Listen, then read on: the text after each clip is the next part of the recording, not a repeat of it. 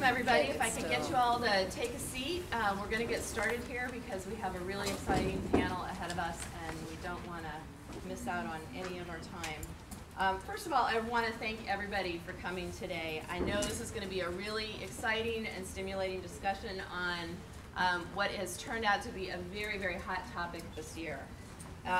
This panel discussion is the inaugural event of the UMBC Ethics Lecture Series. UMBC is known for its work in the sciences and trains hundreds of undergraduates and graduate students each year who are headed for scientific or health-related careers.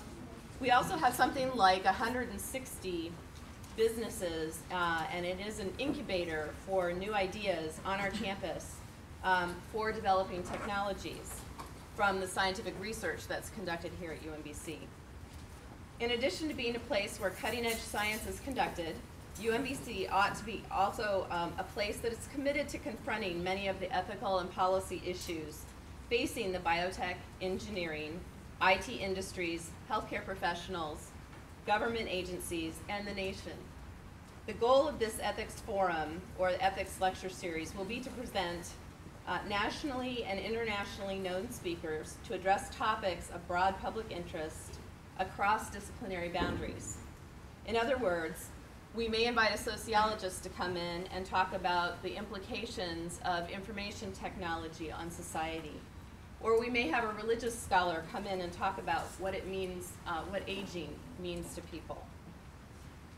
Today I also want to announce the formation of the Bioethics Student Association, which will be approved by the SGA, I've been assured, by the end of the week.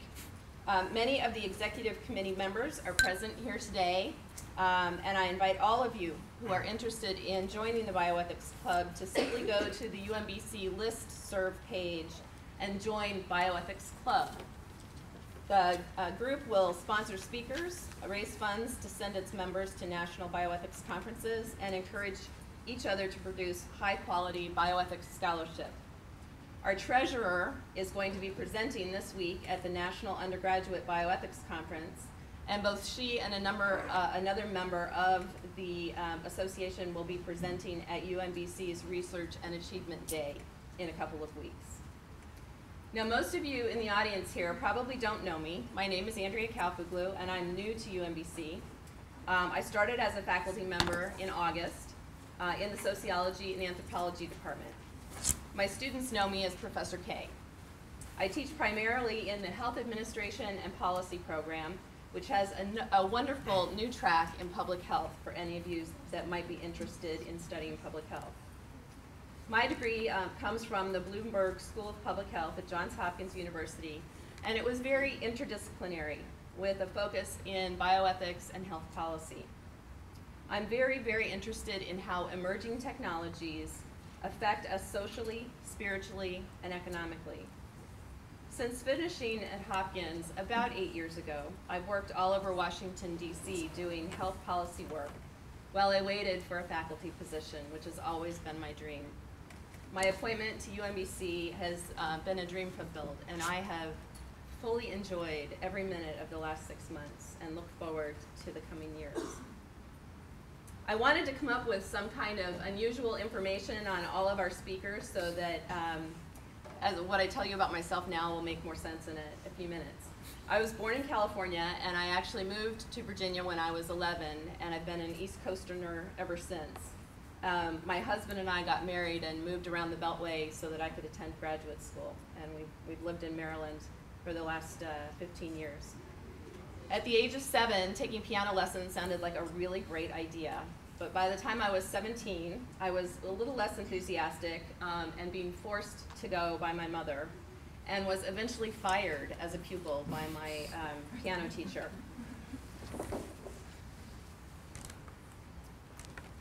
Stepping back to my appointment at UMBC, when news of this appointment spread amongst my friends and colleagues, one of my friends and mentors, Glenn McGee, advised me to start an ethics lecture series as soon as possible and invite all of my friends and colleagues to come for a visit and speak. So naturally I told him that, well, if I'm going to do that, you're going to have to be my first speaker. As you may have noted from his book that's been featured in the campus bookstore, he's a philosopher who's focused much of his work on the ethical issues around genetics. Somehow I knew that if he was going to be my first speaker, this first event would be related to genetics and its effect on society.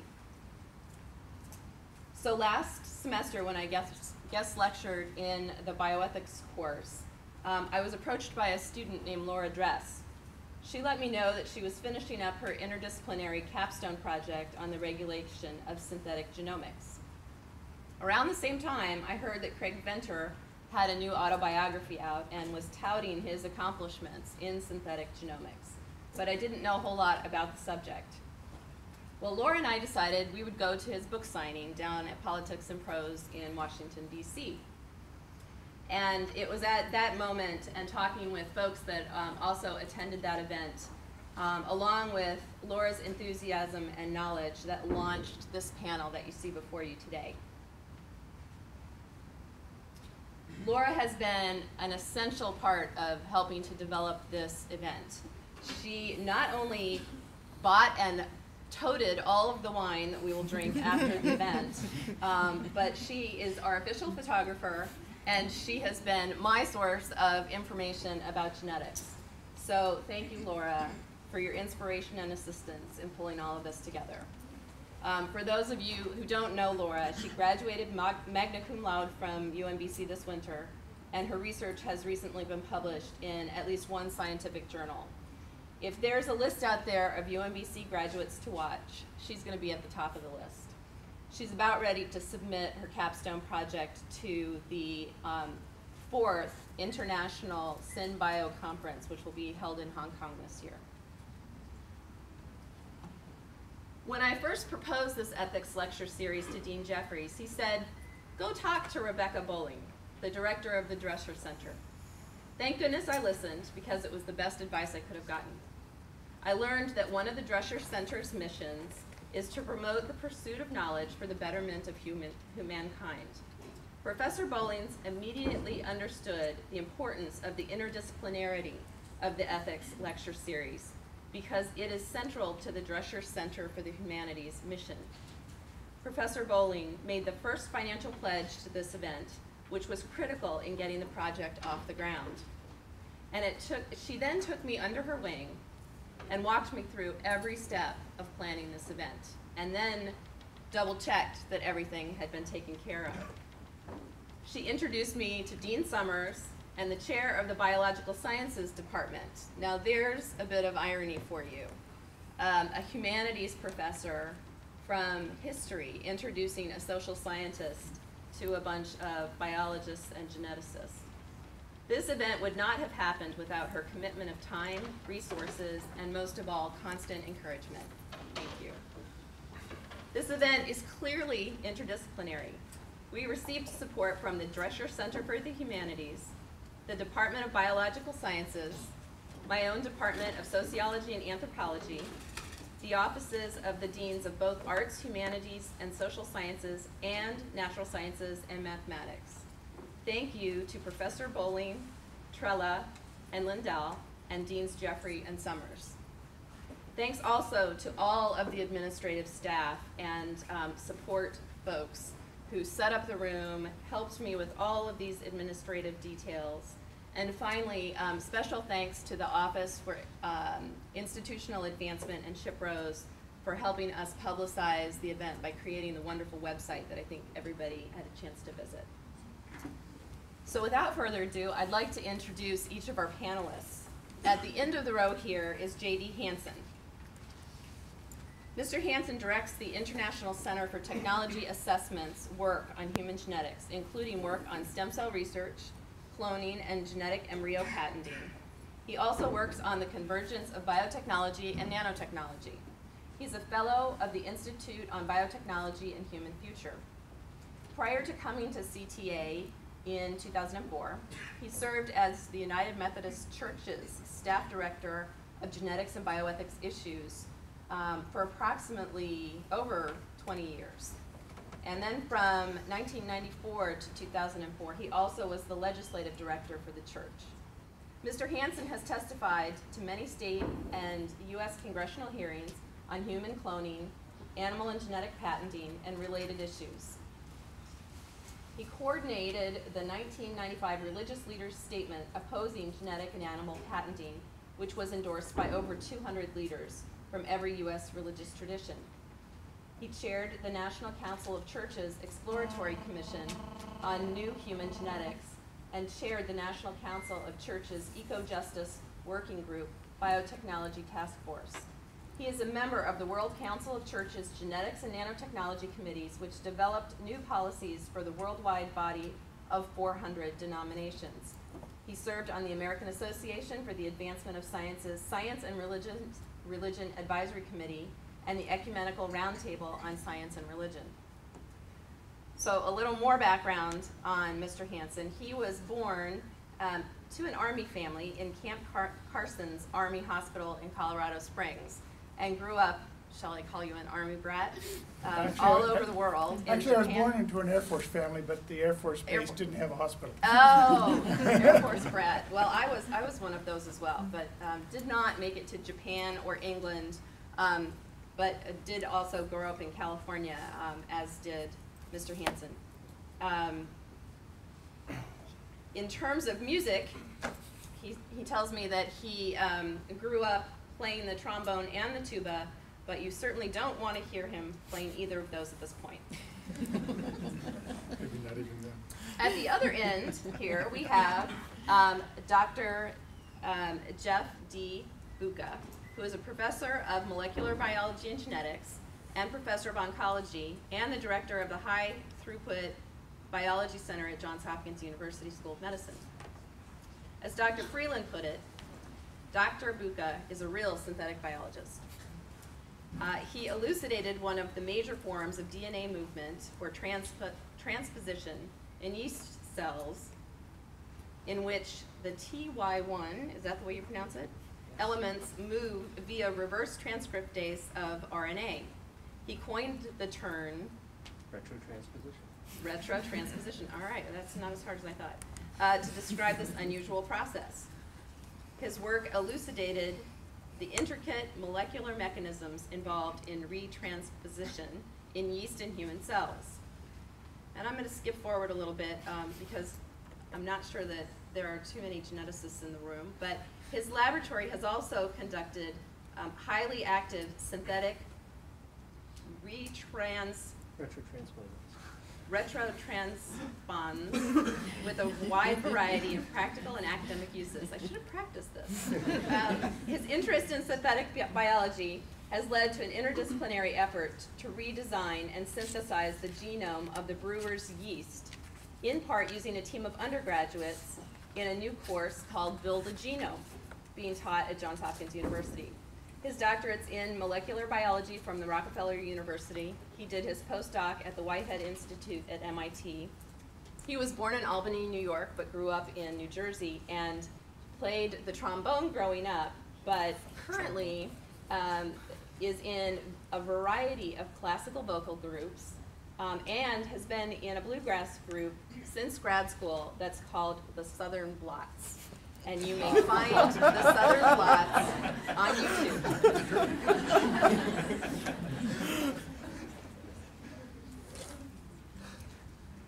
Next to Dr. Buca is Gautam Mukunda. Mr. Mukunda is a doctoral student at MIT in political science. His dissertation is on the structural circumstances and leadership selection processes which lead to outliers, leaders, gaining control over competitive organizations like businesses or countries.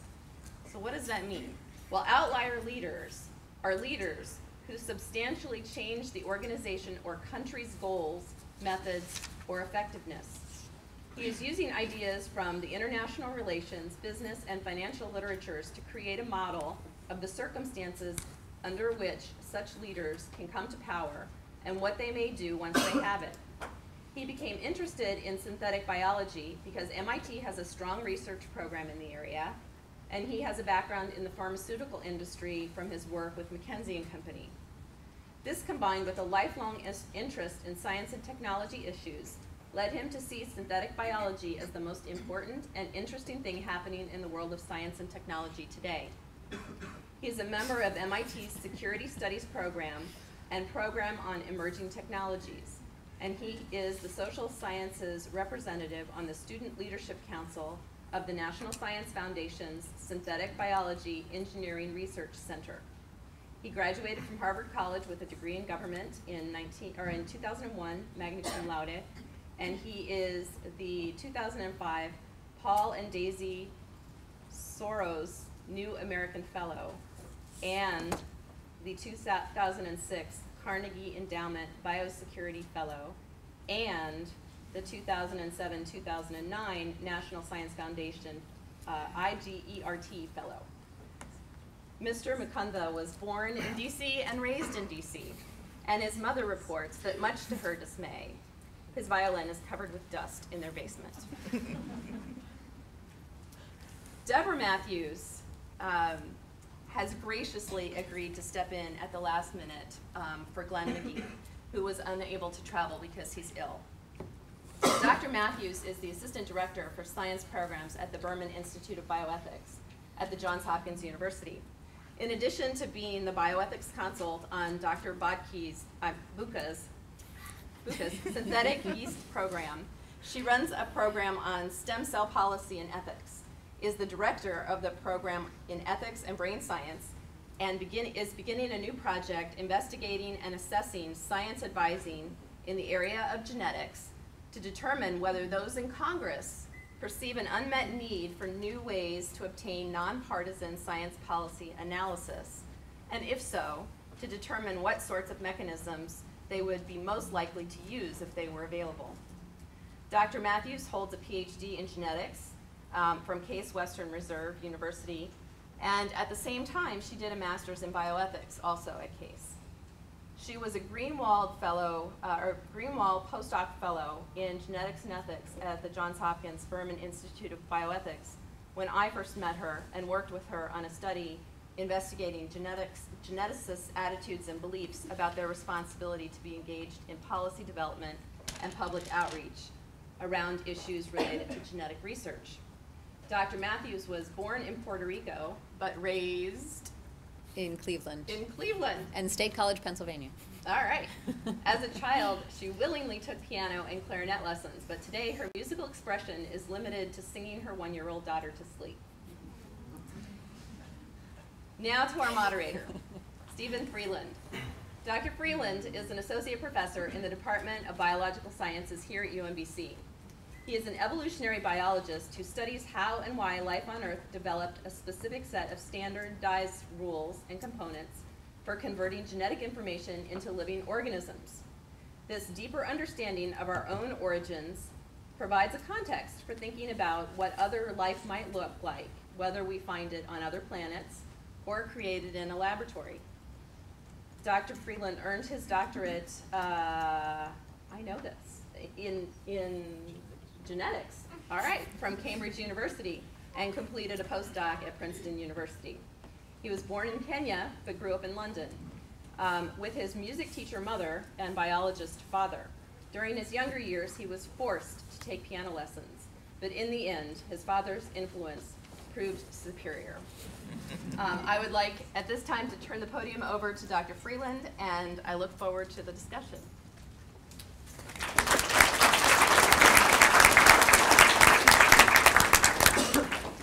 Thank you very much, Andrea, for organizing this. Thank you, panelists, for coming here and lending a lot of credibility to this first event. And thank you, audience, for showing up in such great numbers. The very first thing I'd like to do is to educate our panel by finding out who they're talking to. If I could ask you for a quick show of hands, dividing you into those of you who are scientists. Let's start there. How many of you would classify yourself as a scientist in this room? Panelists, take note. Okay. How many of you would be humanities? Okay. And social sciences. There we have it. And there's a lot of other which I haven't thought of yet. What am I missing out? Arts. Arts, yeah. No? Okay. Well, hopefully that's of some benefit to you all. The second thing is that I'd like to take a slightly unusual format for the debate by dividing it into two parts. It's a personal bugbear of mine that when there's a debate, if we go on too long asking our own questions, we never find out what you wanted to hear about. So I would like us to talk for about 30 minutes with a series of introductory questions, then take a break for 10 minutes for questions from the audience. And in particular, during that break, if there are those of you who are too shy to actually get up, stand up and ask a question, we have a large wad of index cards over there on the registration table, and you'd be very welcome to write down a question and hand it to either Andrea or Laura dressed down here in the front. So 10 minutes of Q&A, and then a second half of maybe 20, 25 minutes of us talking, trying to really reflect what your interests were, given the introduction that we gave you. Okay. So thank you very much. That's far too much talking from us. I have a series of questions, as I say here. We can stick to this as much or as little as seems appropriate. But I'm going to kick off by asking each of you in turn to tell us in your own words, as briefly as possible, what do you understand by the phrase synthetic life, and what brings you to this table today? And contrary to what I wrote here, I think it's easiest if we just march down in order, starting with Dr. Boeke. Okay.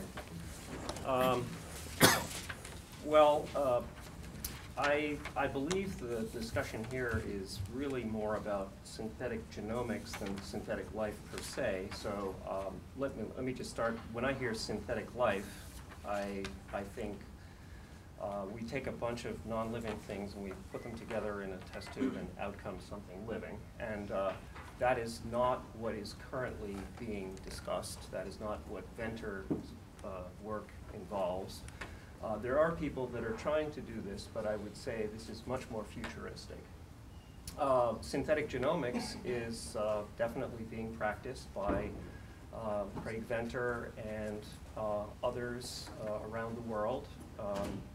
It's a very important part of this emerging field of synthetic biology, and it involves redesigning the genome of an organism and replacing the native genome of that organism with the synthetic genome. And as you mentioned earlier, there are even brave undergraduates at Johns Hopkins that are involved in this right now. Some of them are here today. Could you just say in a sentence or two, what brings you to the table today? I guess the main reason is that I am involved in synthesizing the yeast genome, which is, I think, a really safe place to start. And I'm very excited about the promise of this field. And I think it's really important, even though it's not my nature to be on panels, to get out and talk to people about it and help them understand what we're doing, because it's complicated and it sounds scary to people who don't understand genetics. And so I'd like to help make it sound less scary. Thank you. Gautam, take them now. Well, thank you. Just let me thank you, and let me just thank Andrea for her very kind invitation to come here. What an honor it is to be a member of such a distinguished panel. That's a particularly fascinating question because biology, perhaps unique among the sciences, can't quite define what it is that it studies in a way that seems acceptable to everybody involved. But like Dr. Boeke, what I tend to think of beyond synthetic life is synthetic biology, which is what tends to get called at MIT, which is the idea of constructing systems that have some, although not necessarily all, of the characteristics of living systems, using components that are often modeled on or derived from living systems, but constructing them from scratch, as opposed to constructing them based on pre-existing organisms. And just to make clear why that's really crucial, pre-existing organisms are incredibly complex and the product of 5 billion years of evolution. We usually don't understand them very well. If we can construct them from scratch, we might both begin to better understand living systems that already exist and be able to create systems that we understand because we built them. And therefore they're easily manipulable, controllable, and there are all sorts of things we can do with them that we could not do normally. So that, in essence, is this, to my mind, this is the synthetic biology project. You might call synthetic life almost a parlor trick, a thing that might come out of this project that would be very impressive and very interesting, but is only a subset of the capabilities that will be developed in this research agenda. Thank you. And is there any statement that you can offer on what brings you to the panel today? That's a question I asked myself when I got the invitation. But largely fascination with the field. Okay. It sort of seemed extraordinarily interesting and worthy of study. Thank you. Deborah, hand over to you. First, I'd just like to say that I find it interesting that we've So Jef said that synthetic genomics is part of synthetic biology. My question to him would be, what are the other parts that are currently actually going forward? And you talked about synthetic biology and sort of synthetic life as a parlor trick potentially coming out of that. I think we're unclear. I think the field itself is still struggling with definitions about what it exactly is this project that we have going forward. For me, I think of it as, I was thinking about the definition and I came up with a bunch of definitions that I rapidly discarded. So I think what it is using genetic technologies like DNA recombination, recombinant DNA technologies and DNA synthesis and technologies that we haven't created yet to do things that, with life, that evolution is not capable of. So instead of the natural process of things, it's sort of beyond what we do that sort of speeds up, like, getting a better beef cattle or milked cow, but something wholly different from that. As for why I'm here, Glenn McGee came in contact with a non-synthetic life form or non-synthetic virus that made him quite ill. I'm also here because I am trained as a geneticist, but also in ethics and policy, and I believe very strongly that scientists need to get out of the lab and talk to the public who fund their work. Thank you. And Jaydee.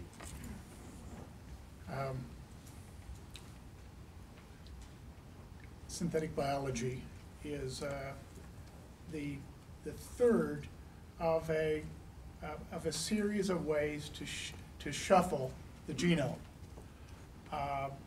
Most of you are quite familiar. You all look old enough to have had these lectures with sex. Sex is one way, and from what I can tell, still the most common way of shuffling the genome. And most pleasant, I would argue. Yeah, it's, but it is both on a personal and a biological level less predictable than some people would like it to be.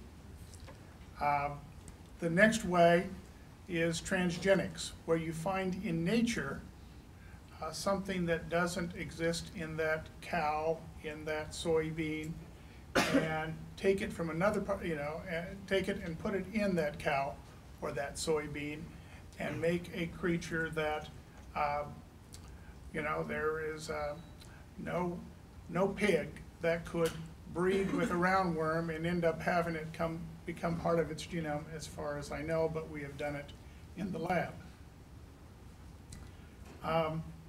So what synthetic biologists are doing is something, they're pursuing a third way of rewriting genetic code. They're saying DNA is just a molecule. It's just a series of nucleic acids. We can organize those in a way that we've never seen in nature before to do something else.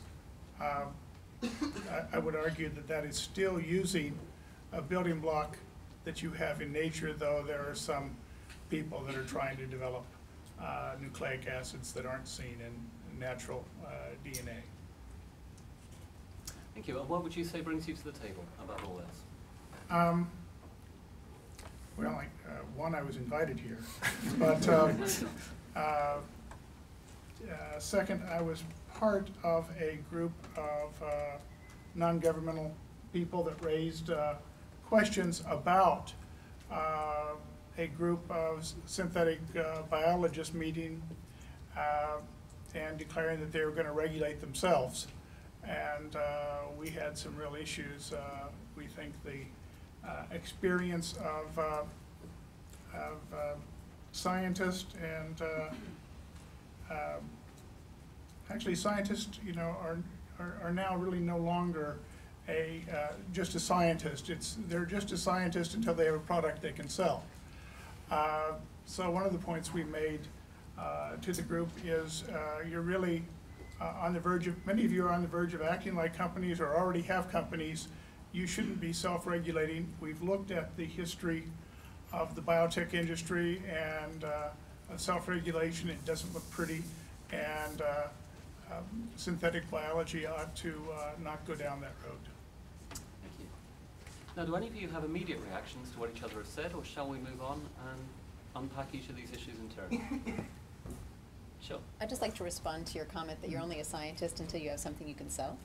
Well, the point I was objecting to is the notion that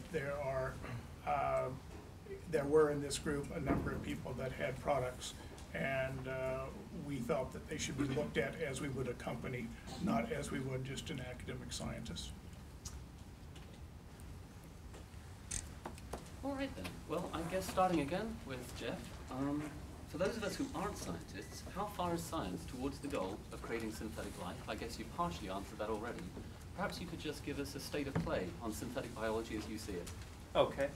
Well, I might also first just get back to the question that was raised a second ago, which is what else is synthetic biology Sure. besides synthetic genomics? And there's another component of synthetic biology that I would call synthetic circuitry, which seeks to put together different standard components, as Gautam was talking about, standard biological components that would be the equivalent of transistors and so on in the electronics industry, standard parts that can be put together into small biological circuits to carry out a function. So for example, you might want to have the ability to control when a particular gene becomes active by literally throwing a switch, that is a chemical switch or a temperature switch or a developmental switch in an organism.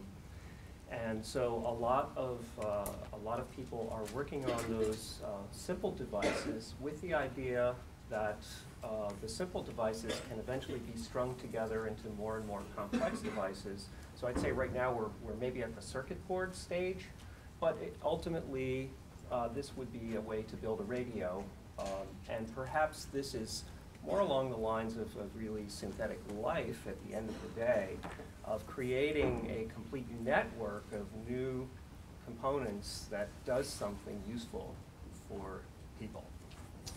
So that would be the other piece, I think, of synthetic biology that's a little bit different from synthetic genomics, which I can talk a little bit about the state of the art there.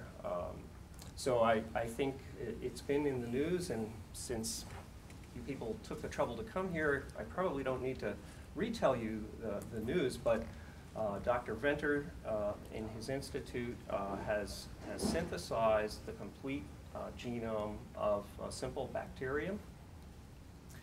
And this is, now I'm going to forget the number of base pairs, which is embarrassing. I can't remember. It's about, Trying to remember now. about 1 million, Yeah, more or less.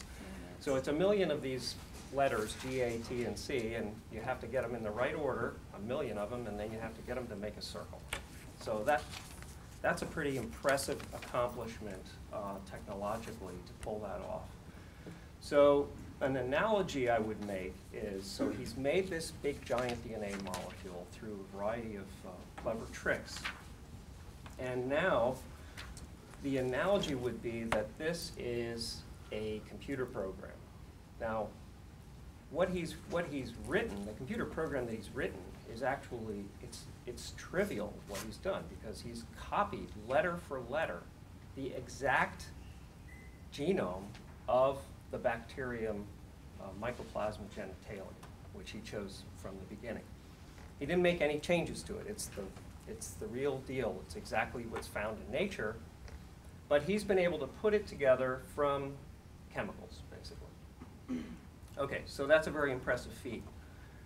But it's basically the program that runs that organism. It's the software, okay? And the second step that he wants to do is he wants to put this into a cell and destroy the DNA that's in that cell and replace it with this piece of synthetic DNA, and now reboot, as that's the word he uses, reboot that cell using the new software. So he uses a closely related species as the recipient of this very large DNA molecule. he's shown that this can be done using the natural DNA, not the synthetic DNA yet. And so effectively what happens is you add this DNA from species A to the cell of species B, and then you play some tricks to make sure that the newly incorporated DNA is selected for, it's encouraged to grow, and then colonies, bacterial colonies form on the plate, and you can check them and you can show that yes, this mycoplasma has been transformed from species A into species B. It now has the characteristics of the DNA that came in from the outside. So an analogy would be if you have a Apple Macintosh computer and you run it using the Mac operating system, that works. But you can actually replace that, if you use the right version, with the IBM operating system, and that computer will start up. Now, you can't do it the other way around, because IBM's a really crappy piece of hardware. But you can do this experiment. And this is the analogy that I would use. That's really what he's doing. That's the state of the art. There are various other people who, like ourselves, who are sort of part way along the trail to doing this sort of thing. We've chosen a much more challenging project, 16 million base pairs, or depending how you count, 12 to 15 million base pairs. Yeast, which is a eukaryotic organism, a much more complicated organism, and we're really just part of the way down the trail. And what we're doing, rather than replacing the whole thing at once, which is called the top-down approach, is we're taking what's called the bottom-up approach. We synthesize a piece, and we use it to replace what's there. And then we synthesize the next piece, and we put it in to replace what's there. And then every time we do that, we check the yeast and we ask it, are you okay? Are you still Saccharomyces cerevisiae? And have you changed in any way? So that's our approach. And there are several other groups that are working on synthesis of bacterial genomes. We're, as far as we know, the only group that's trying to synthesize a eukaryotic organism, a more complex microorganism.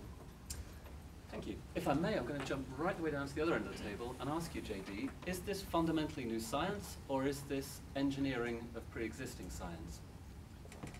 Well, I would say for the most part, it's still taking pieces and putting them together. It's not using a car metaphor instead of a computer metaphor. I grew up when those metaphors were more commonly used.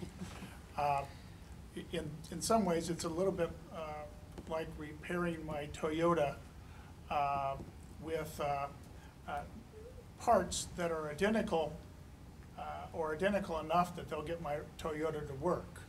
Now, if I do that in a car, or if I do that in a painting, I may have some intellectual property questions. We're going to get to intellectual property later. But you're still using, all of the things we're talking about, those essentially natural components. It's sort of, I'll later raise Frankenstein, but I'll raise it again now. Victor Frankenstein made his new creature with all existing parts found in nature. Here, we're not even trying to make a new creature. We're trying to rebuild a creature for the most part, though I would say that Venter's project is to try to make a new creature. But he's still using parts found in nature or the direct analogs of those parts found in nature. Gautam, did you want to respond to that? Just briefly, yes. I'm not a scientist, and I'm not going to play one on YouTube, but this is a process that has happened many, many times in the past in the history of technology. And in fact, one person you might want is Rose Smith, the marvelous historian of science and technology at MIT, has written books on this topic, looking at the development of interchangeable parts in the United States, for example, starting out with the Springfield Armory, not too far from here. And a key component of the Industrial Revolution was this development of interchangeable parts, which sounds trivial, but is in fact profoundly difficult. Screws, nuts, bolts, springs, uniform yardsticks, measurements, performance standards. All of these things had to be established before much of the Industrial Revolution was possible. In that case, it was established in large part due to the efforts of the United States government through the Springfield Arsenal. And again, the government is funding it again, although slightly more specific purpose this time. And so that endeavor is very much in its early stages. What makes it interesting and what makes the endeavor enormously worth doing is even if the products don't come right away, what you do is create a foundation that allows for very rapid progress in the future once this has been established, right? The very first synthetic biology product is about to hit the market, and it's artemisinin, which is an anti-malarial that's synthesized by Amyris, a company founded by Jay Kiesling at Berkeley. And this is a grant from the Gates Foundation that allows the synthesis of artemisinin, which is a molecule which, because of its characteristics, is very difficult to synthesize conventionally. So Jay used engineered yeast to synthesize this. But it's true, all of this is a natural product. He uses a pathway that was already created to generate artemisinin in, I think, flowers. But it's worth saying that in order to go from that initial natural product to the one that's actually commercially viable and can be used to treat poor people in Africa with malaria, he had to improve yield by a factor of 6 billion, with a B. That is not something you hear about very often. 6 billion-fold improvements are remarkably rare in almost any field. And so I think that does start to blur the line between purely natural and purely artificial products. So can I ask a question? So this gets back to the definitional issues of what actually constitutes synthetic biology, because you could say that the beginning of recombinant DNA technology in the 70s was the beginning of synthetic biology, which it certainly was the tool, the first tool necessary for synthetic biology, but was it actually synthetic biology? Is every cell in which you add green fluorescent protein as a marker, is that synthetic biology? I mean, scientists have been doing that for quite some time now, but it's certainly never been categorized as synthetic biology. I mean, synthetic biology as sort of a field or a phenomena or, whatever, is a very recent thing. I mean, Jef, would you consider every GFP tagged cell No, I synthetic wouldn't. bio? See, intuitively, I wouldn't either. But There's obviously, you bring up a really good point, which is that there's a continuum between recombinant DNA, which we've had now for several decades, and I would venture to guess that there are many biotech products on the market that are made from synthetic genes that were synthesized decades ago. To a situation like Venter's, where he's synthesized the entire genome. So it really is a question of where do you want to draw the line between those two things. It's a continuum, and I would agree that engineering the artemisinin pathway, as Kiesling has done in taking it from plants into yeast, is, you could either call it a really impressive case of recombinant DNA technology or a baby step towards synthetic biology. I mean, you can take it either way. I wouldn't object. yeah. I would think about it as recombinant DNA technology, personally. It doesn't... Well, I mean, I could and have on occasion made the argument that all of synthetic biology is recombinant DNA technology, so what are we arguing about? Right. Jaydee, if I may ask you, what role does the formal discussion of ethics play in the development of modern science? What role should it be playing? Well, I think it should be playing more of a role. I mean, one of the things that came out of the recombinant DNA discussion early in the 70s was a National Institutes of Health committee that actually tried to look at both the ethical issues and the other safety issues of recombinant DNA.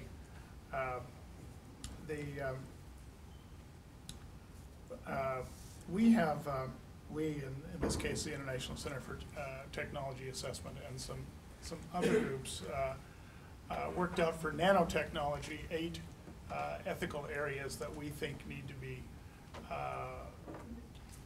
be applied. One, though, that I think, one is not specifically in that list that I think is an important first step, and that's truth-telling. I think the peculiar or the understandable need to raise investment capital has encouraged many of the practitioners to put out their best hopes. Some people would call this hype, and there's actually been discussions of it, but and after that, the Europeans have discussed much more than we the precautionary principle. If you don't have a pretty good idea of what's going to happen, don't move ahead too quickly, and do it. Don't put it out in the environment. I was at the NIH Recombinant Advisory Committee when they discussed what they were then calling a nanovector question, where the researcher was using chitosan to deliver genes in rats, hoping to eventually be able to do this in humans.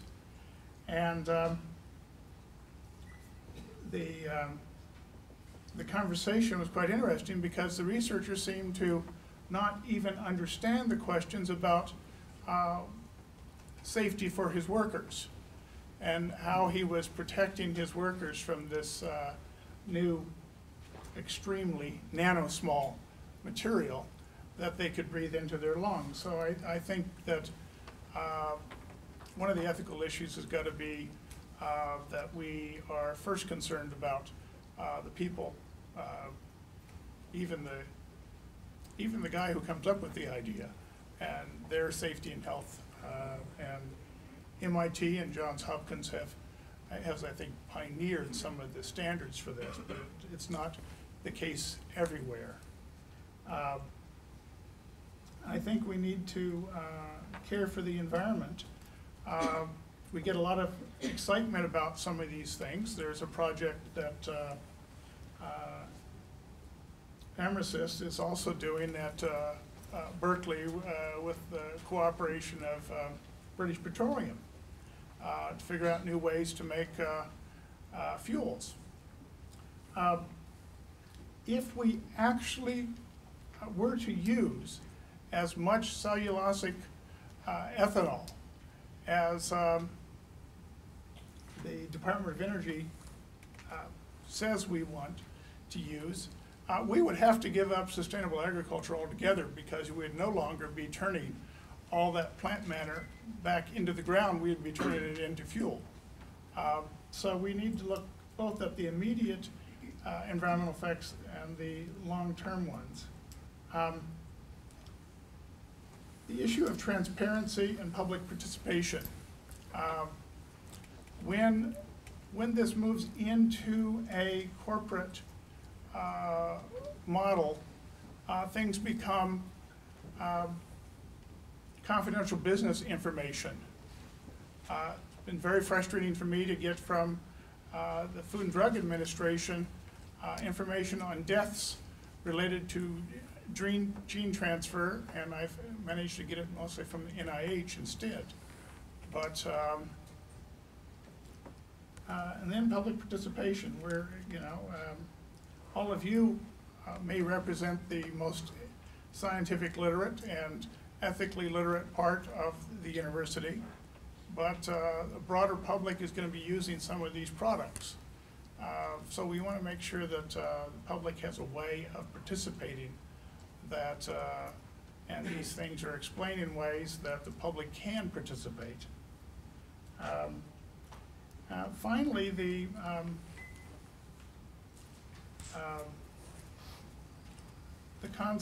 concepts of restitution and liability.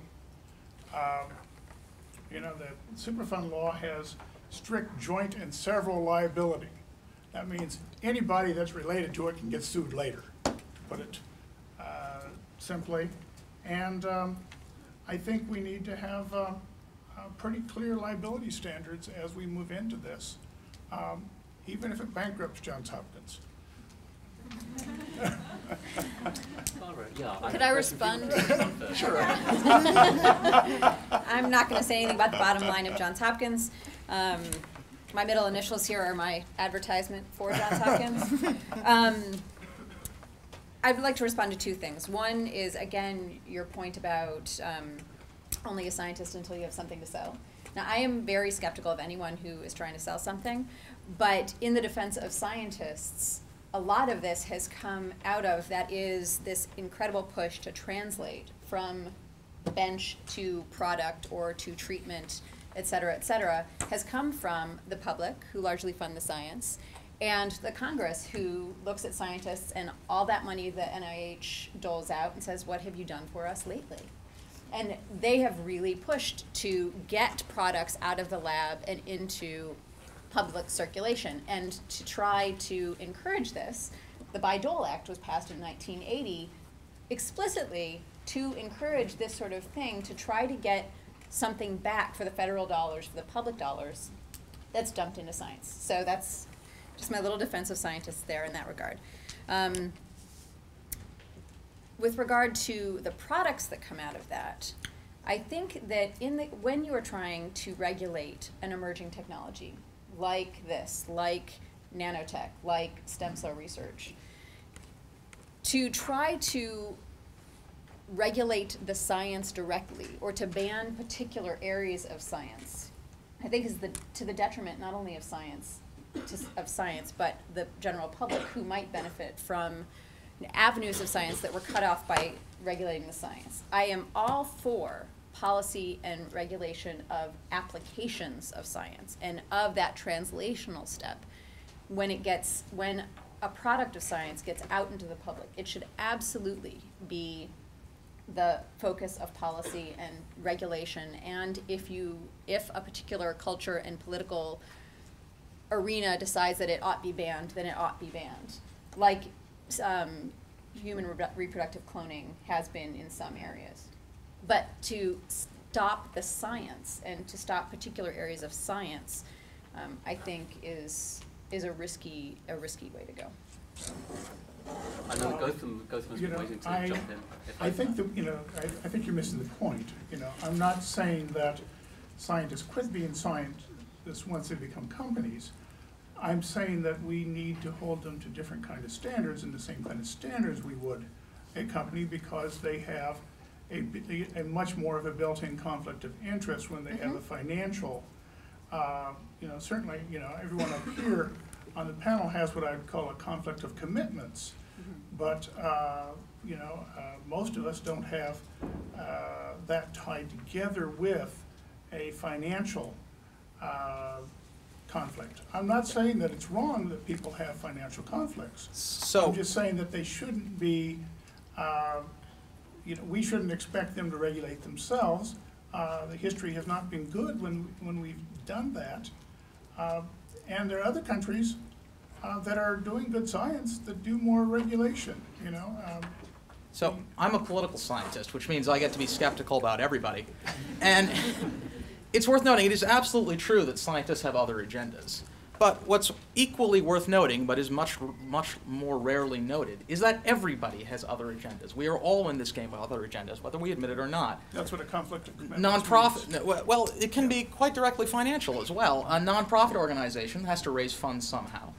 And it is much more likely and much more able to do so by telling people that this is a really big danger and you need to donate to us to generate things. Everybody has interests involved, and it is at the least intellectually unfair to say that we should only look at the interests of one part of the equation, which I was really glad you mentioned ethanol, because to me this is the classic example of that. On the list of really bad ideas of the United States government, ethanol is really, really high on the list, and it's a long list. But ethanol, as it exists, is largely a product of special interests that are manipulating a regulatory and governmental process to create that. Now, Amyris is in the biofuels game, but Jay Kiesling, the founder of Amyris, has been quoted many times as saying, ethanol is for drinking, not for burning, which is a very good point. ethanol is an awful fuel. It's a ludicrous fuel. It's a disaster. It's in every conceivable way a bad idea, except it makes a lot of farmers rich, which I guess is good for them. The advantage of the biofuels project that synthetic biology is using is precisely that it wants to get away from ethanol, to move into biofuels that are productive and useful. So the advantage of this project, what you look at when you sort of have to balance this, is it is true, anything has risks. Change has risks, of course failing to change also has risks. But the advantages involved in this sort of endeavor of being able to move away from an ethanol policy that could both destroy the American agriculture and has already caused riots in Mexico due to increases in food prices due to our ludicrous biofuels policy. This sort of opportunity is not one to be passed up or even delayed lightly or casually, or in fact without overwhelming reasons to do so. And the easy example of the sort of thing this might happen goes back to the oil industry. When the oil industry was developed in the United States initially and rationalized by John D. Rockefeller as he consolidated it, the oil was not sold for internal combustion engines, which basically didn't exist. It was sold for light, for lamps, for people who didn't have electric lights, which almost nobody did. And this development was absolutely devastating to a major American industry. It just almost destroyed it, and that industry was whaling. Whales were hunted largely to hunt whale oil. Very few of us would get back and say, the economic interests of the whalers were such that we should destroy the petroleum industry. I think the whales would certainly disagree with that. And many of the rest of us would as well. But if the whalers had had the ability to intervene regulatorily, they certainly would have done so. And they weren't stupid. They knew what was about to happen to them. So this balance of interests, in particular the problem that people who will be harmed, and these displacements do harm people, have concentrated interests, but benefits are diffuse. So of the 200 people in this room, if I'm guessing, maybe 3 or 4 of you might be hurt a lot because you'll lose your job by this technology. But 196 others of you will benefit some. That sum is much larger in total than the 4 who are a lot. But those 4 people who are hurt will care a lot more. And therefore one must be careful in setting up these regulatory structures to deal with exactly that sorts of concerns. I'm not opposed to regulation, but everyone has an agenda. Everyone has an agenda, and a regulatory agenda is one as well. An agenda of delay and caution has every bit as much the sort of risk factors as one that goes the opposite direction. Now, I have a lot of other introductory questions, and I'm sure you have reflections on that. But given the time, I would actually like to touch in with the audience at this point and find out, now that you know something about where these 4 folks stand, what do you want to hear about? What is scary to you? What is interesting to you about synthetic biology? So if I may, I'm going to throw it open to the audience. And again, just remind you, if you'd like to write down a question, right there on the table, there are index cards. And we'll run questions for about 5 minutes, 10 minutes, depending on what you have, and then we'll go back to letting you all argue with each other. Okay. Anyone want to open up? Please do. Stan may be good, if you're up for it.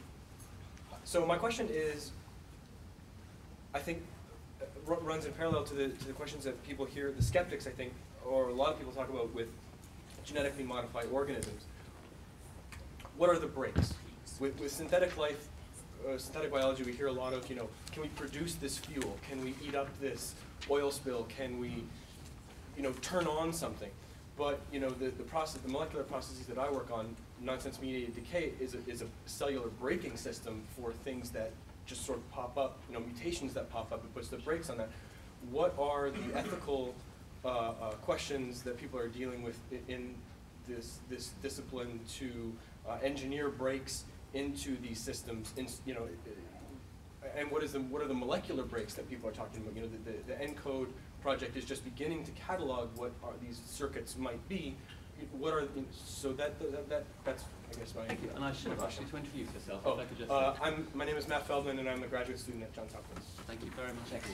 Now, I could collect up a few questions and then ask you to reflect on a bunch of them. I think that might be the most efficient use of time. Is there a second question that we have at this point? Yes, please. And if you could introduce yourself. My name is Abhinav Kumar, bio major at UBC, undergraduate right now. I'm wondering how far do you think this whole technology is going to go, and ethically, how far, the government's going to allow it? It's sort of a different sort of thing, but right now you see that high schools right now are doing some of this genetic stuff, basic, making bacteria glow different colors. How far do you think this is going to actually grow and the government's going to allow it? And I know no one's a fortune to it, but. Thank you. Third question, maybe if we can run as far as 3 or 4 questions, that would be a good point to step in again. name is Dorothy Kennedy. I'm a history and biology major here at UMBC, and I'm just wondering, you guys got into a little bit over the definition of synthetic, a synthetic genome versus a recombinant genome, and I'm just wondering, especially when it comes to making policy, I want to hear more about how you go about defining and what this process will entail. I actually want to add on to that question. My name is Jessica Siegel. I'm a former UMBC student and now at Johns Hopkins in the graduate program.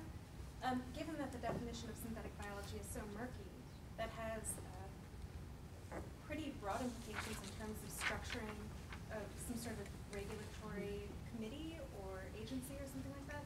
And I was wondering, particularly Mr. Hansen, how you would propose structuring some sort of agency to address that. Would you regulate, the smallest level, or choose some sort of midline, or how that would go? Thank you very much, Jessica. Anything else, or shall we return to our panelists at this point? Steve, would you mind repeating the question? I will totally give my take on them, and please yell if I misunderstood or misrepresent your question. The first question we had is a very simple one. What are the breaks? Why should we be pursuing this? Why should we be enthusiastic about this, right? Not quite that skeptical, I think. Okay. Okay, with less skepticism. Second question is, how far does this go? Where does it leave us when it's finished? That point? Okay. Third question, what is this definition of synthetic genomes? How do we know when we've got one? And what makes it different so that we should be worrying about it differently? Is that? Particularly just especially when it comes to forming policy. I mean, it's very, very similar to what she just So definitions at the root of policy, what is the definition we're working with? And the follow-on, given that we're going to have some policy, what are we doing about regulation? And how should we try and bring some sort of structure to bear to control this? Right. At what point do you decide to start regulating? Okay. Well, my temptation is to say a free-for-all. Off you go. Okay. I just want to clarify your question. I understood your question in a slightly different way. Is your question, what kind of safety mechanisms are we building in to ensure that organisms don't go crazy? Is that the basic question? A bit of it, yeah. People talk about gene transfer, from in their genetically modified foods. Oh, I'm eating DNA. Am I, going to get, a fish gene? Similarly, how do we control these organisms? How, just, from a, both a molecular perspective and from, right. So there are a number of really interesting ideas about that. Different groups are pursuing different avenues to build in safety valves to make sure that the organisms they build won't be able to reproduce in the wild should there ever be an unanticipated release or some kind of security leak. I mean, obviously, our first line of defense is that this work that we do, anyways, in the context of the university, with with security guards and rooms that get locked at night, and that sort of thing. But there are lots of biological tricks that people are using to switches, for example, to control genes to make sure they can be turned off as well as turned on. A very elegant idea that George Church has used is they are actually trying to develop ways to change the genetic code of the new organisms that they're building so that even if some genes get shared with a native organism, those genes cannot be expressed because they don't have the proper genetic code. So I think that's one of the most elegant fail-safe mechanisms. Then there are simpler ones like use of drug dependency. You can make organisms so that they only grow in the presence of a certain antibiotic, for example. So these are some of the methods that are being used. Where's the, oh, okay. So I wanted to unify a few of the questions if I wanted to, because I thought they got at a central point. You might say that there are two sets of questions which are linked. One is issues of design, and the other would be issues of policy. Right? Many of the issues they talk about, the breaks that Dr. Boeke mentioned, are design issues, which, right, we are things that we can design around to try and stop these problems before they start. George Church's ideas about stereoisomers. Tom Knight does work on creating chassis for systems that are extraordinarily fragile, right? So the base of any system that you created would be so sensitive to environmental variations that if it got out into the wild, it would die immediately without the chance to reproduce or mutate. So those are design issues, and one thing you might think about in the policy space, right, is saying first that it's not clear that synthetic biology is all that different in terms of the products, right? The fact that this organism is synthetic the genetic code is the same. I'm not clear that synthetic biology is different in nature as much as in different than what you can do with it, right? So you could have a series of regulatory checks. One, for example, one that I think we pushed for and is great is regulatory supervision of chassis design, right? Before something can be released into the wild, you can say the safety measures are adequate. Like these are effective. They've been well designed. That we have all these things going on to. There's an enormous amount of effort in this sort of safe design, and it seems very productive. I imagine this is something that would support. So that is a broad spectrum, right? Almost anything done using synthetic biology will be done using some sort of a chassis framework, just because of the nature of the technology. It seems inevitable there will have to be something along those, some unifying factor. Is that fair? I'm not a scientist. Okay. Given that, right, a regulatory check there would be upstream. It would allow you to move much more rapidly once these things were established, and move the technology forward much more rapidly in the confidence that the underlying technological principles had been designed to be safe. Right? The other half would be the regulation of products. Right? Instead of regulating the process, how do you go through this? You know, process regulations are kind of messy. What's the way in which you go around, you act for work? You would want to look at product regulation, right? You would want to do things that are actually the output that go to the consumer. Precisely because the less you regulate products, the more freedom you give people to innovate, to adapt, to move in directions that we want them to go. Does that make sense? So that would be my regulatory framework for you. That synthetic biology is not necessarily something you want a special regulatory framework for, except possibly for that chassis idea. It's more about where you place the regulations and how you structure them. That's the key.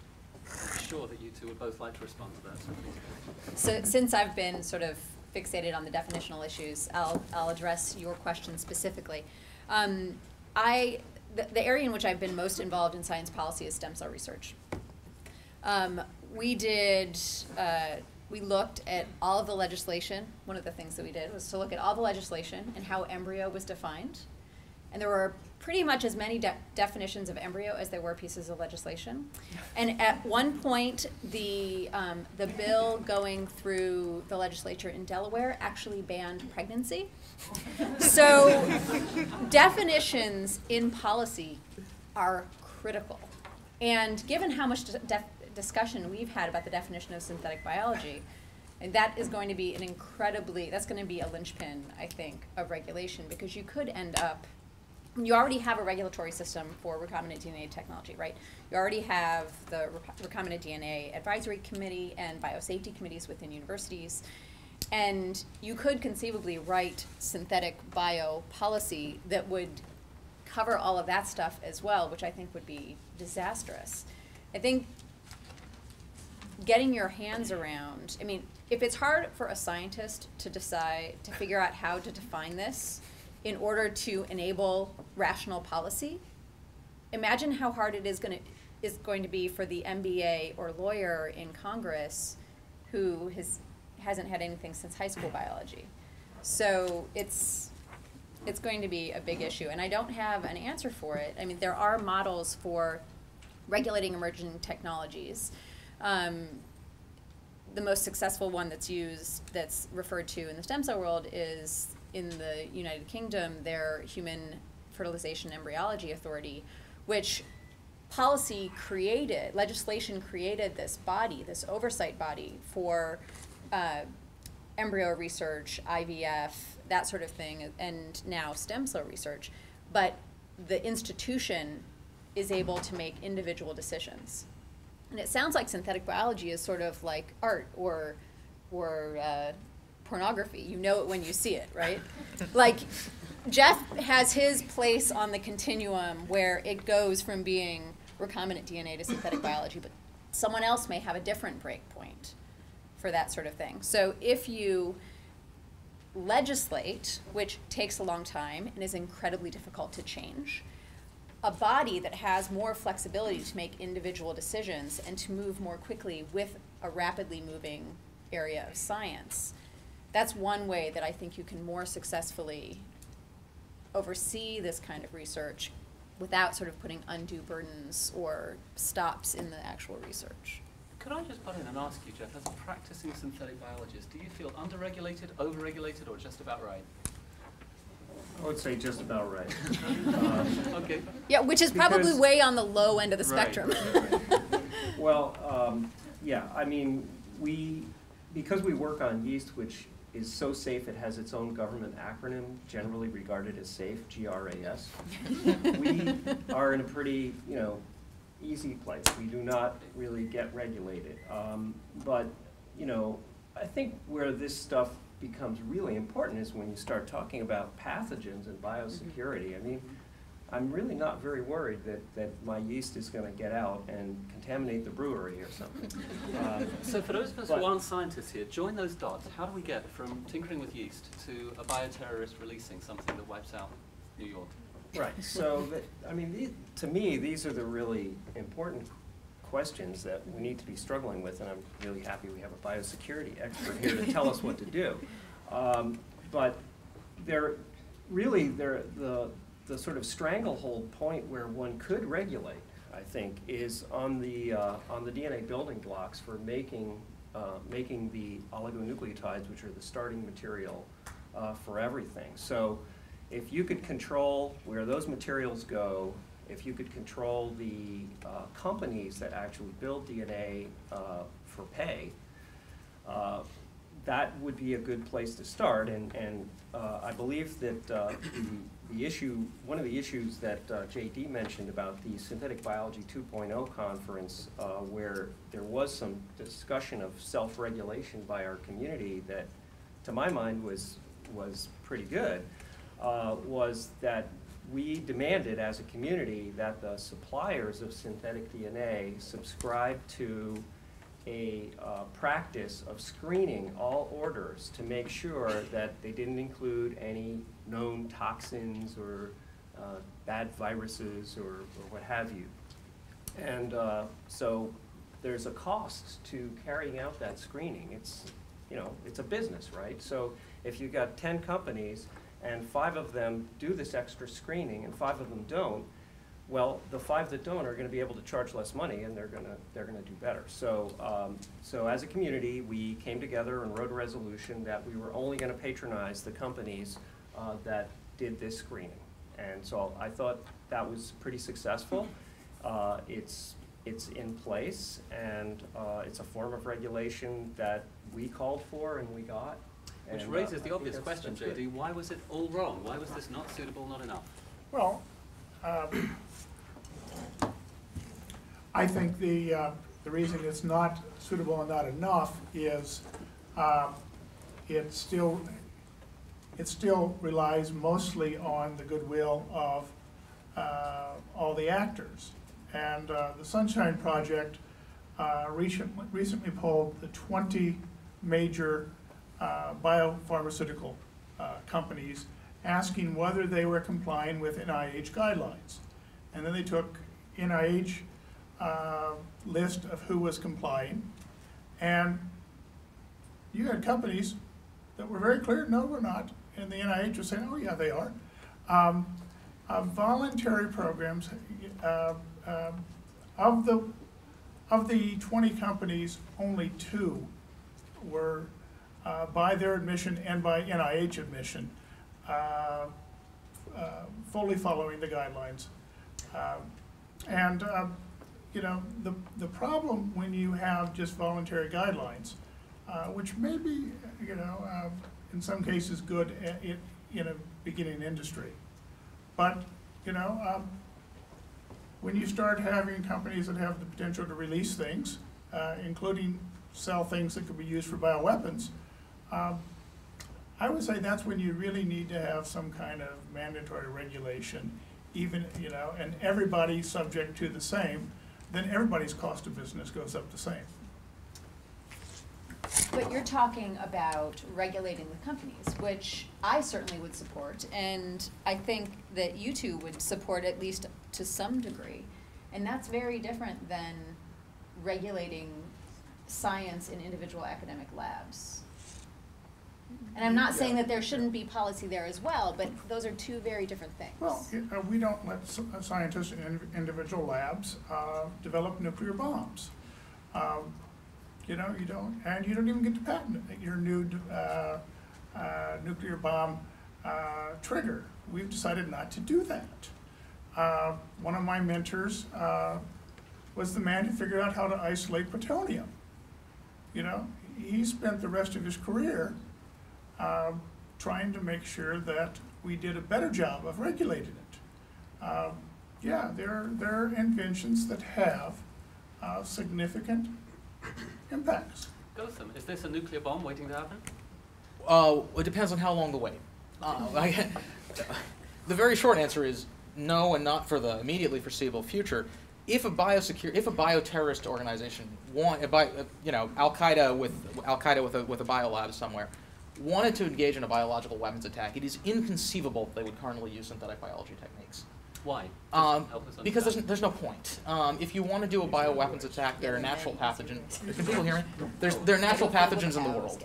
They exist, right? Smallpox is hard to obtain, but there are others. And the synthetic biology techniques, so far as I have come to understand them, are not yet sufficiently advanced that you would do this. It is not the game you would want to play. And do we have consensus around the table that is a fair statement?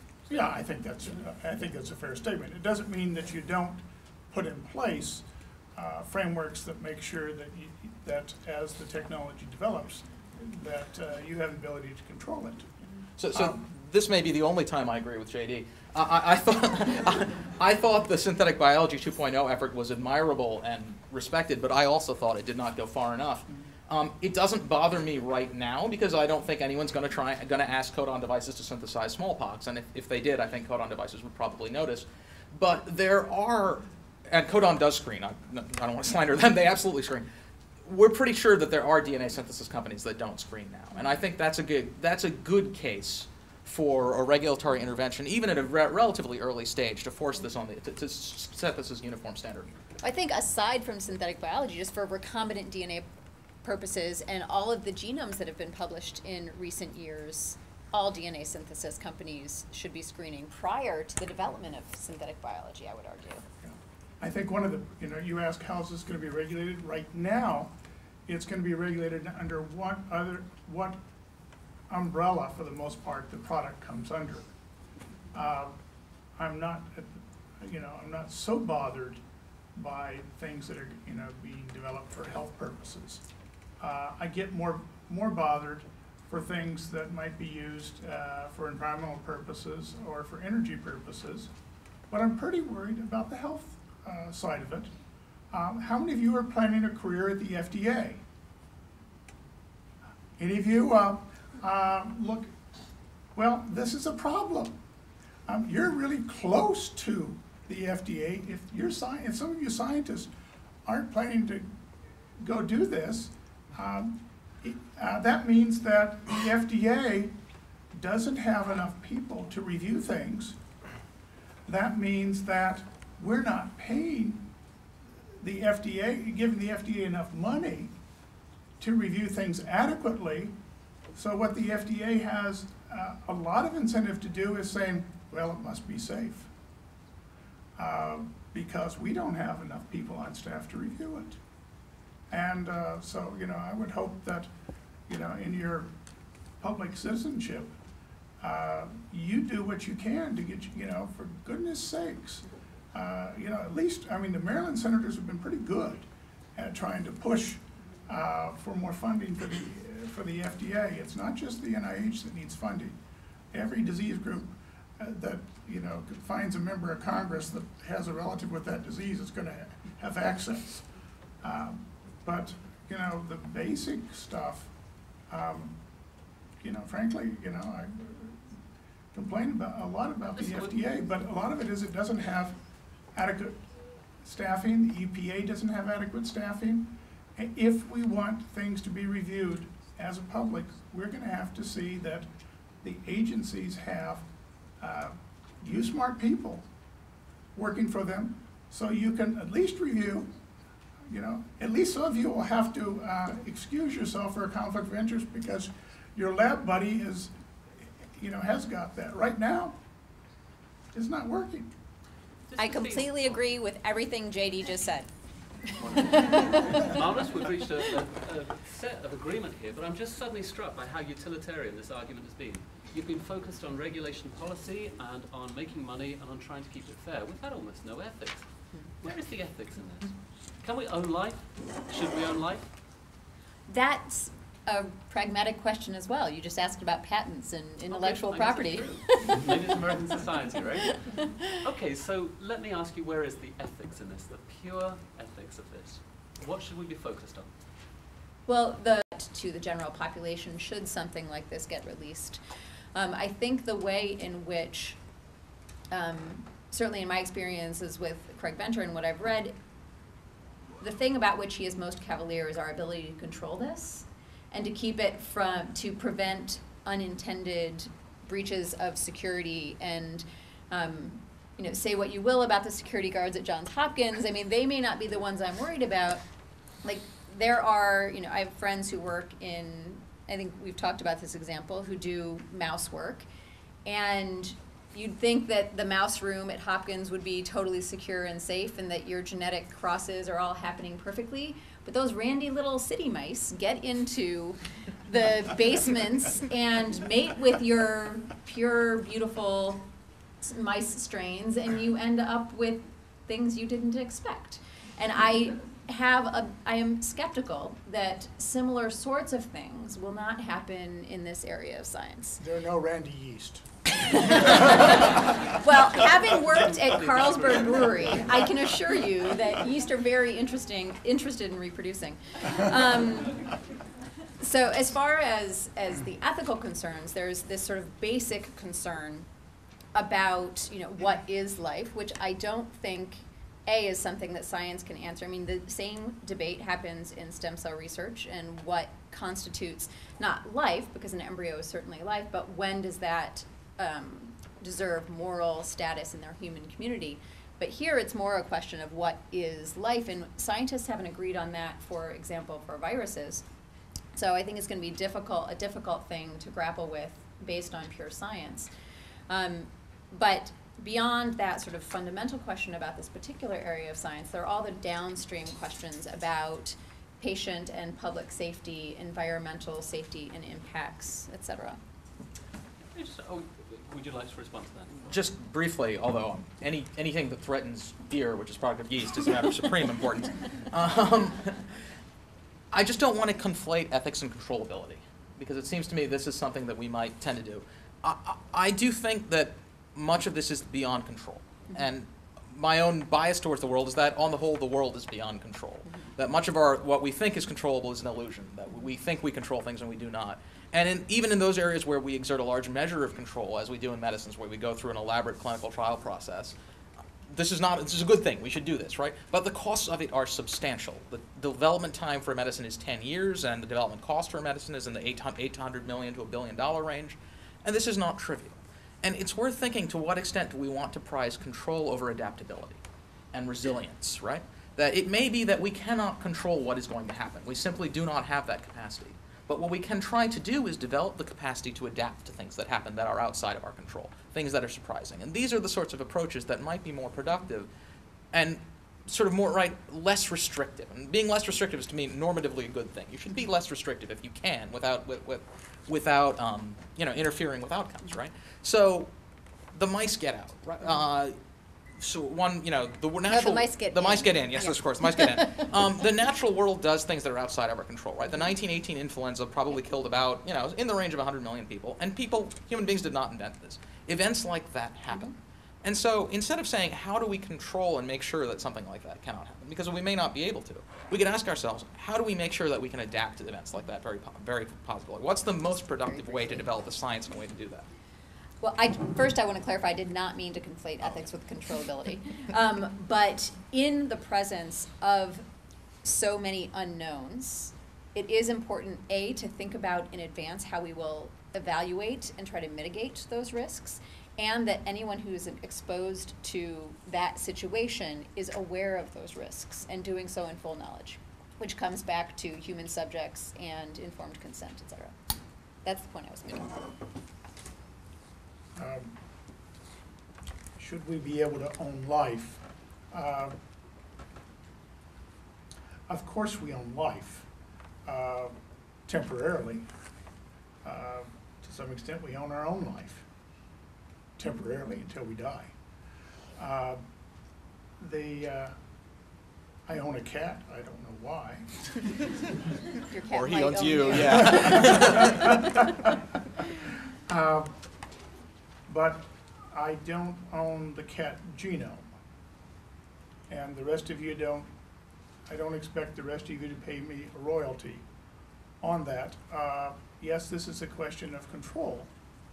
But it's also a question of hubris and humans claiming, going to a theological point, humans claiming to do something that God does. Some things we're going to find so obvious, as we go down the road, that we'll say, how did we ever think we invented that? That was just an obvious thing. So, probably, we shouldn't have any patents on any of the nucleic letters any more than we have patents on the alphabet. And may I ask for a direct response Yeah. from Jef on that? Oh, well, I'd go back to a point that Deborah made earlier, which is that our society, for better or for worse, has decided that, with the passage of the Bayh-Dole Act, has decided that we want to spend a lot of money supporting science and technology to cure diseases, et cetera, but at the same time, we want those discoveries to get put to use. And put to use means put it out into the business community one way or another. And it gets back to, it's just like the two gene synthesis companies. One does the extra screening and one doesn't, and the one that doesn't wins the race economically. If you want to win the race economically in business, you have to have an advantage, and one advantage that one can have is a patent on new technology that you invented. And I don't really see any big difference between patenting a particular genetic construct that you dreamed up that does something really useful. Why is that any different than a circuit diagram for a transistor? To me, it doesn't bother me. It's not any different, and it's been a standard business practice now for the last, I don't know how many years, decades.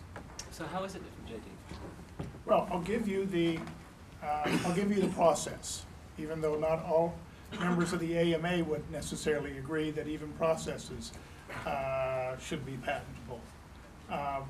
They've said some medical procedures are such that they shouldn't be patentable or copyrightable, and because they're the only obvious way to do something.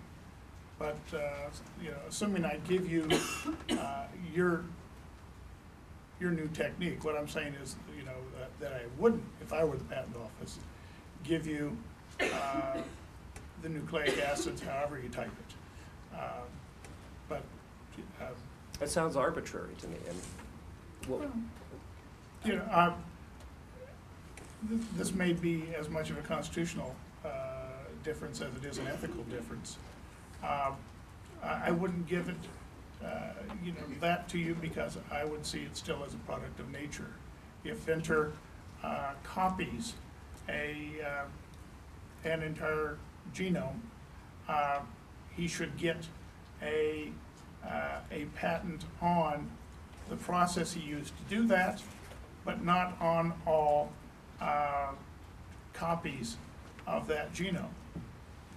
so the transistor is a piece of silicon which is an element of nature, but it has the hand of man on it. When it's etched in a certain way, it does wonderful things, and silicon is so we can paint on DNA, and how's that any different? Silicon is not patented. So, No, neither is DNA per se. Yeah. I think we might have a slight difference in terms here, because I feel like I agree with both of you, and that seems odd. I thought the key words in what you said, Jef, were that someone dreamed up. And one could say that there is a difference in what should be patentable between things that you discover and things that you invent. And in fact, patents are supposed to be for things that invent, and in a move that I greatly think was an awful idea, the patent office allowed people to patent things that were discovered, natural genome sequences, right?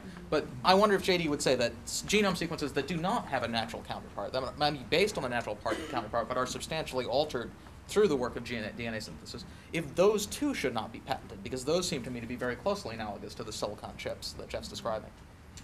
Thank you. I That do was very apologize, but helpful. for the sake of time, I'm going to throw this over to the audience once again without getting a full response from Jaydee, but I'm sure you can work it in if you try hard. Are there a final round of questions that we can get from the audience for our 4 panelists? Yes, please. I'm going to ask my question again.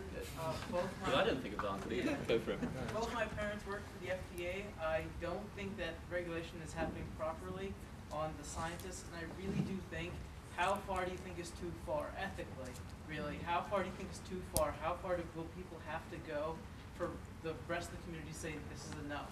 Because If I may, I thought one way that we might be able to personalize this and force an answer is to ask you, is there something you would not do because it is unethical?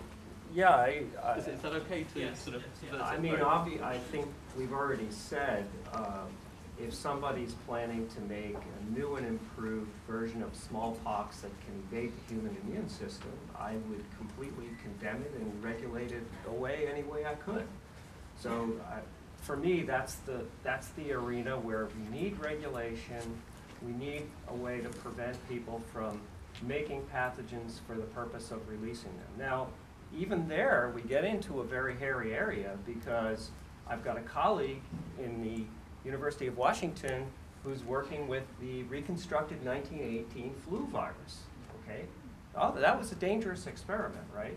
But he's learned amazing things that he never could have learned any other way about the pathology of that virus, how it differs from our current virus, and maybe how we can protect ourselves in the future against viruses of that type. So again, I wouldn't want to outright forbid anyone from doing it, but I want to know something about who was planning to do that experiment, and I want some other people to think about it too. And this gets back to my earlier point about regulating applications as opposed to the science itself, because there are many things in the world. There's a whole field of dual-use technologies and how to regulate dual-use technologies.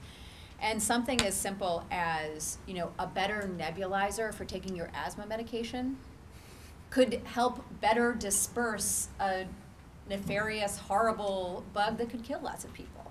So something like this that seems fairly innocuous could actually be used for horrible purposes. So you have to be very careful about where you regulate something, like where in the pipeline you choose to place your policy or your regulation. Question over there. I want to preface my question with a little bit about stem cells, as we mentioned. I think in recent times, with all the news about stem cells, it seems like the direction of stem cell research is being predetermined by the public and by politicians and their attitudes towards this technology. I just wanted to ask if synthetic biology, if you feel that the same pressures exist in sort of moving the direction of the science and sort of like, what you can touch, what you can't, and where what was mentioned earlier is that there's pressure for the scientists to come out with consumer products. Is there sort of a pressure in synthetic biology to sort of develop certain products, as there is with stem cells, for example, that people want a cure for diabetes, they want a cure for spinal cord injury? What kinds of issues are like that in synthetic biology?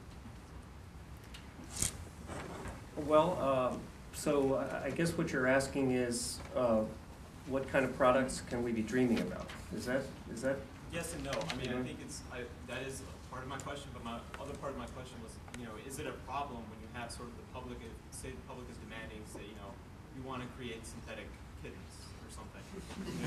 Is that a problem when scientists are not sort of, Focused on that. They're Well, this is a very general.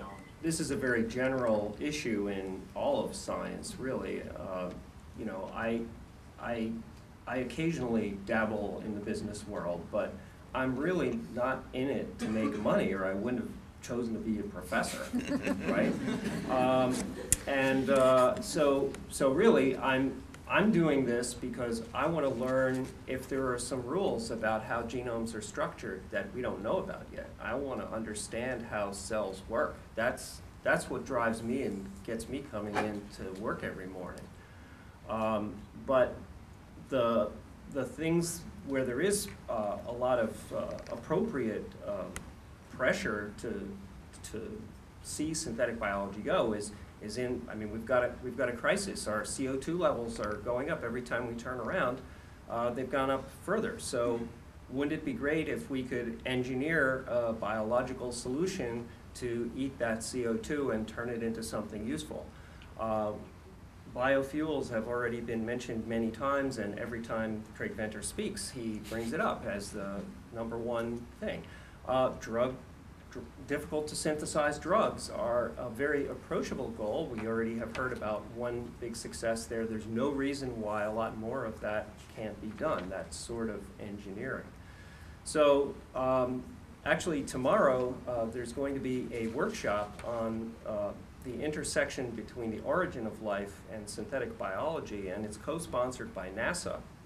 And so people are beginning to think about one of the dreams, I think, of every young kid, which is maybe we're going to have to go to Mars someday or go out to the stars because our planet will no longer be habitable. And we need to start thinking about what we're going to take with us to keep us alive when we go there.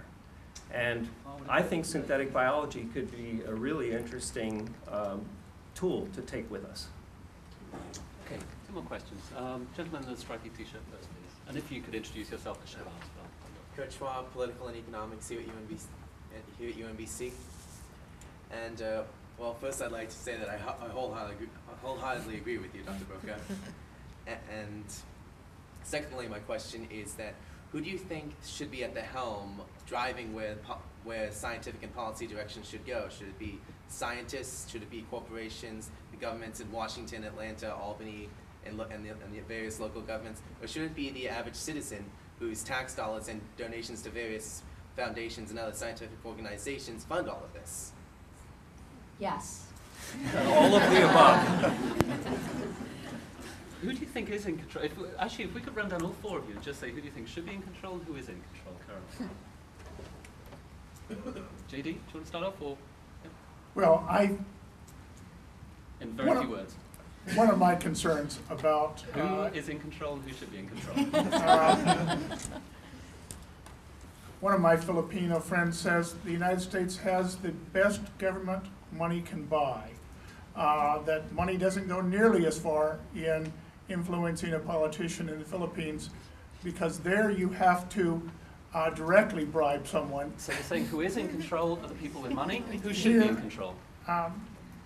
I think citizens need to be much more involved, and as citizens get more involved, citizens will be more in control. Thank you. Deborah. I think currently that scientists are mostly in control in this particular area of science, and that it needs to be everyone you named in various, not in all writing the laws, but all involved in it in various ways. I think you all are involved in it right now by being here. So everyone. Thank you. Good. Within relatively broad limits, no one and no one. That would be my answer. No one is in control because scientists are a group, right? They have different interests and different beliefs and different approaches. So they are a community, but they're a community of enormous diversity. Who should be in control of your freedom of speech? Who should be in control of your freedom of religion? I think we would all say no one. Now, I think many people should have influence over how this thing should go. But control, I think, many parts of history teach us, is a very dangerous thing to ask for, especially when you're talking about something as profound and fundamental as scientific research. Do you really wish to give anybody the authority to say, you must not learn this thing? And if you're comfortable with that, then your answer to who should be in control can then be someone. I'm not comfortable with that, so I'm not going to go there. Great. Thank you, Jef.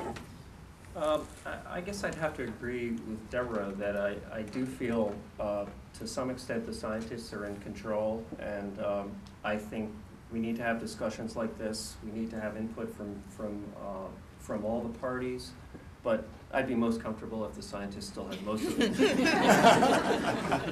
One question over here, and I'll come over. I'm from the rabbi community. You sort of indicated that this continuum between recombinant DNA and synthetic biology with Dr. Buca, I think it was you who referred in passing to an issue which interests and possibly concerns me, and that is some attempts to create a fifth and a sixth nucleic acid that could conceivably be combined with 2 or 3 of the others to create, in fact, a synthetic biology, a different form of life than the type that has been generated. And can you discuss a little bit what's happening there and your ethical thoughts thereon? I'm afraid I'm just going to have to keep you relatively brief. Yeah, that's a tough one to answer without going into a lot of detail, but let me just clarify that when I said genetic code, I did not mean a 5th or 6th letter. It's just that the combinations of 4 letters that are assigned to the final products of biology, which are proteins, are designed according to a certain scheme or code. And essentially this can be rewritten, but it still uses the same 4 basic building blocks. Now, that being said, there are people who are making those 5th and 6th building blocks, and they have done some things with them in test tubes on very small, 1 gene or less type scales, but they're nowhere near ready for prime time. So let's leave it at that. I'm sorry you get such a short answer, but I'll have to move along to you. My name's Tyler Beck. I'm bioinformatics, or was bioinformatics major here at UMBC. I guess my quick question would be, back to the patenting. If Craig Venter synthesized a gene from scratch, inserted it into this yeast genome that he's made, and when I say from scratch, I mean he decides what amino acids go where in the protein that's going to be made. What should he have the right, and I'd like to hear from all 5 of you actually, what should he have the right to patent out of that? Should it be the gene? Should it be the organism? Should it be, obviously you all agree that it should be the technology that he used if he used a novel system. So should the gene be patentable, and should the organism, once it's made, be patentable? Thank you. I'll run down the table. Jeff? I would say all of the above. I mean, if you need the organism to practice your invention, to start a business or what have you, then you need to be able to protect the organism as well as the gene. Good. I would also say all of the above, but those parts of the organism that are natural, that are discovered as opposed to invented. So the parts of the organism that don't have the gene should not be protected. Yeah, I agree largely with what was just said. I would be comfortable with him patenting the particular strain in which he has inserted the gene, but that wouldn't give him rights over all mycoplasma or yeast or whatever his organism is. Yeah, I think I would only allow a patent on the parts that don't have direct analogs in nature.